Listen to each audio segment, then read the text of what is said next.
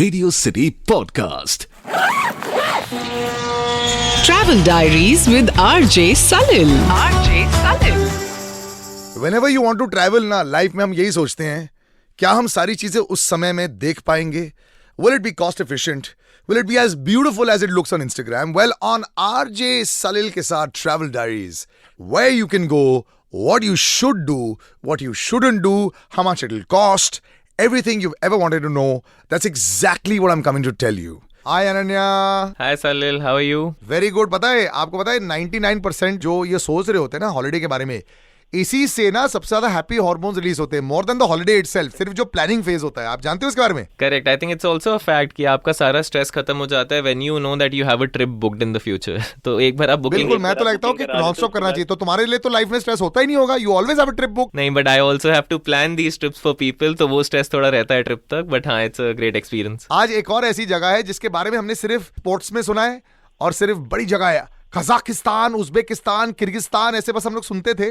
तो आज आप हमें सुनने में आए कजाकिस्तान ले जा रहे हो. करेक्ट. मैं लास्ट मंथ ही कजाकिस्तान से होके भी आया हूँ, तो मेरा जो एक्सपीरियंस रहा है वो डेफिनेटली आप सबके साथ शेयर करना चाहूंगा मैं. What is Kazakhstan all about and is it the best option of, because लोग बोलते हैं उसके आजू बाजू में बहुत सारी और जगहें, तुर्कमेनिस्तान, किर्गिस्तान, उज्बेकिस्तान, अब Kazakhstan and of course Afghanistan you don't end up going to, but is it the best of the lot? So I will personally tell you, मैंने 45 ट्रिप्स लीड करी हैं, उसके अलावा 15-20 ट्रिप्स और खुद से करी हैं. The best destination that I have been to personally is Kazakhstan. वो इतना अच्छा है. It has everything possible at one destination.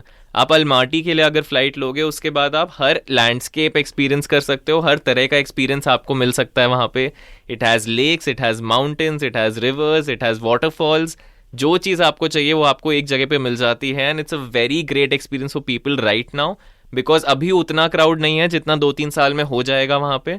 It's very cheap for your pocket and it's a place that you should definitely experience right now. It's not crowded and बहुत ठंडी हवा आपको एक मिलती है पूरे टाइम एनवायरनमेंट में, जो कि आज की गर्मी से बचने के लिए तो बहुत ज्यादा जरूरी है. तो अब ऑब्वियसली ये सवाल आता है, क्या आइडियल ट्रिप होना चाहिए और जाते कैसे? डायरेक्ट फ्लाइट्स मिलती है मुंबई और दिल्ली से? You have direct flights to Almaty which is the best thing. सिर्फ 3 घंटे की फ्लाइट है. अभी वीजा फ्री भी है, तो सबके लिए बहुत आसान है वहाँ जाना.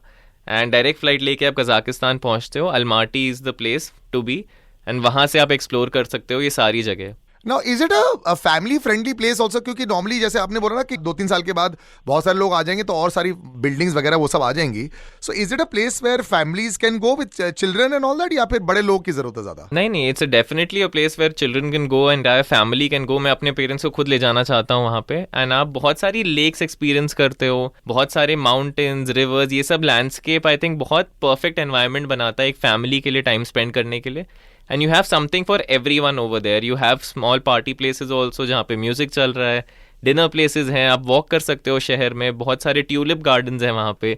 तो बच्चों के लिए तो बहुत आइडियल जगह है, बिकॉज उन्हें एक पिकनिक स्पॉट मिलता है 7 दिनों का, जो कि बहुत सुंदर एक्सपीरियंस होता है. लेकिन वहाँ पे करना क्या चाहिए? बिकॉज क्वेश्चन ये हो जाता है कि यार क्या क्या है हम जो कर सकते हैं, आइडियल नंबर ऑफ डेज क्या होते हैं और क्या कॉस्ट होना चाहिए? अलमाटी में जब आप पहुंचते हो, सबसे पहले आपके जो स्टेज होते हैं वहाँ पे यूजुअली अपार्टमेंट स्टेज होते हैं, जो कि बहुत स्पेशियस और सुंदर होते हैं.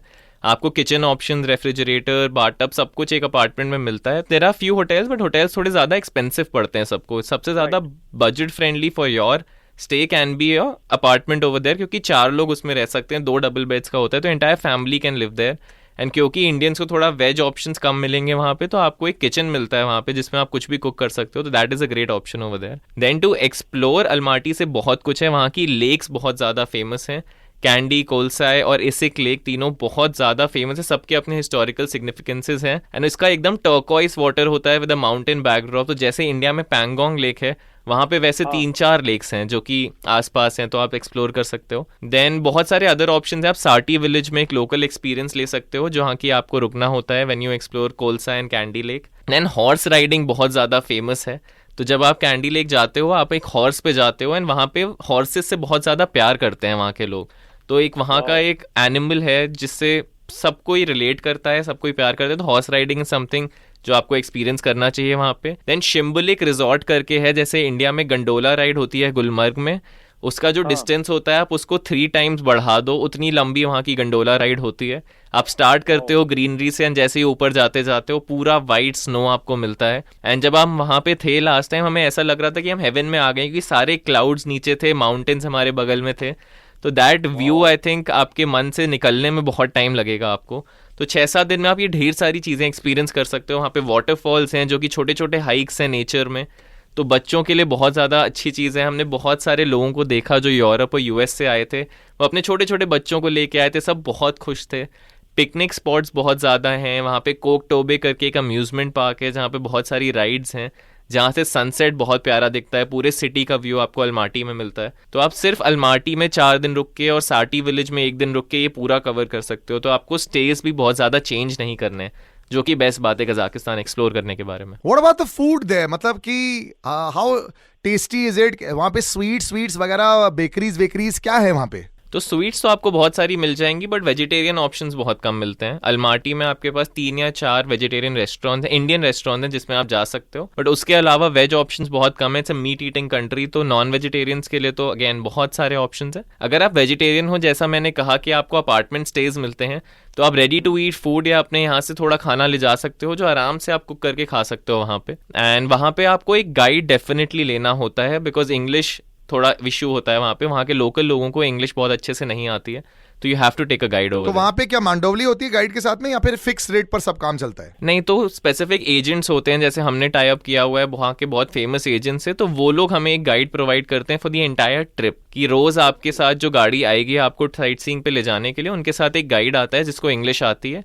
And they are very helpful people. Kazakhstan is known for its people, कि वहाँ के लोग आपको हर समय हेल्प करने को तैयार हैं। अगर आप कहीं फंसे हो, आपको कुछ समझ नहीं आ रहा है, तो with a smiling face they will always be there to help you. I think that was the best thing जो मुझे कजाकिस्तान के बारे में लगी। एंड वहाँ के गाइड्स बहुत स्वीट हैं, वो अपने देश से प्यार करते हैं, वो चाहते हैं कि आप भी प्यार करके जाओ इस जगह से। तो एक गाइड लेना आपके लिए बहुत ज़रूरी है, जो सब कुछ आपको एक्सप्लेन करेगा, वहाँ के लोकल लोगों से कन्वर्स कर पाएगा। तो definite it's a must do. Anything to buy there? I mean clothes वगैरह कुछ ऐसे ट्रिंकेट्स वगैरह होते हैं, ऐसे कुछ खरीदारी की जा सकती है? तो कजाकिस्तान बहुत ज़्यादा फेमस है अपनी चॉकलेट्स के लिए। वहाँ पे जो चॉकलेट्स बनती हैं वो इंडिया में बहुत लोग डिमांड करते हैं। जब मैं गया था, मुझे 10 से 15 लोगों ने बोला था कि वहाँ से चॉकलेट ले आएं, एंड बहुत ज़्यादा टेस्टी है वहाँ की चॉकलेट्स। हमने ट्राई भी करी ढेर सारी, हम पूरे ग्रुप को लेके गए थे, एंड सबने 2-2, 3-3 kgs की चॉकलेट शॉपिंग करी है वहाँ से। 2-3 kg? करेक्ट। तो चॉकलेट्स डेफिनेटली आपको ले जानी है कजाकिस्तान में। अल्माटी में आपको लोटे का एक स्टोर मिलता है जहाँ पे बहुत सारे तरह के चॉकलेट्स होते हैं लोकली बने हुए। वहाँ के dry fruits and local desserts बहुत फेमस हैं जो कि लोग ले जाते हैं कजाकिस्तान की। वहाँ की लोकल चॉकलेट्स ड्राई फ्रूट से बनी हुई। हॉर्स मिल्क भी आप ट्राई कर सकते हो, आपको टेस्ट शायद पसंद नहीं आएगा, बट कजाकिस्तान में पिया जाता है हॉर्स मिल्क बहुत ज्यादा। Anything that we should not do there, मतलब ये बिल्कुल ही नहीं करना चाहिए? आई थिंक एक चीज जो मैंने अभी बोली कि आपको डेफिनेटली बिना गाइड के नहीं जाना चाहिए, क्योंकि लैंग्वेज एक बहुत बड़ा बैरियर है वहाँ पे। आपको गूगल ट्रांसलेट अपने फोन में रखना है। दूसरा एक टैक्सी स्कैम थोड़ा सा होता है जो कि एयरपोर्ट पे होता है, कि आप जब वहाँ से सिटी में आते हो तो बहुत लोग लोकल जो वहाँ पे अवेलेबल हैं बहुत ज़्यादा चार्ज करते हैं आपको। एंड बहुत बार वो ऐसा कहते हैं कि हमारा सिस्टम यहाँ पे बंद हो गया, अब इसके आगे थोड़ा अलग रेट लगेगा। तो वो चीज़ से आपको थोड़ा ध्यान रखना है। वहाँ पे लोकल ऐप्स हैं, आप जब भी वहाँ जाएं, यांडेक्स गो करके एक ऐप है जो ऊबर की तरह है, उस पर आपको डिलीवरी ऑप्शंस, फूड ऑप्शंस भी बहुत सारे मिल जाते हैं, सारे रेस्टोरेंट ऑप्शंस। तो इट्स अ परफेक्ट ऐप जो कि आपको पूरे कजाकिस्तान घूमने में हेल्प करता है। Any budget that we should keep aside? So in our group trip, the budget usually was 45,000 for this entire trip. But आपको कितना बड़ा ग्रुप होता था आपका? हमारे ग्रुप में 12 लोग होते थे। Okay. तो या 45,000 is like a budget friendly thing only if you are going to an international destination, क्योंकि इसमें आपका स्टे होता है, ब्रेकफास्ट होता है, सारा travel, transport, guide, all sight seeing. तो उसके लिए I think it's very budget friendly. And obviously आप ग्रुप में जाएंगे आपको थोड़ा ज्यादा सस्ता पड़ता है। और फ्लाइट्स रोजाना जाती है या यहाँ पे भी कुछ स्पेसिफिक डेज पर ही फ्लाइट्स होती है? नहीं, फ्लाइट्स रोजाना जाती है। मैंने जैसे कहा कि कजाकिस्तान का टूरिज्म बहुत ज्यादा बढ़ रहा है, तो इंडिया से आपको हमेशा फ्लाइट्स मिलती हैं। हफ्ते में आई थिंक 5 या 6 दिन दिल्ली से आपको फ्लाइट्स हैं, एंड डायरेक्ट फ्लाइट्स हैं एयर अस्ताना की, इंडिगो की, जो आप ले सकते हैं। तो it's a very great option and very easy option for you. IndiGo तो सब जगह पहुंच गया। Thank you so much for taking us to Kazakhstan. इतने सारे बढ़िया ऑप्शंस दे रहा हूं मैं आपको, आप क्या सोचोगे इसके बारे में यार? मेरा मन कर रहा है अभी मैं निकल जाऊं कजाकिस्तान के लिए। Radio City Podcast. Travel Diaries with RJ Salil.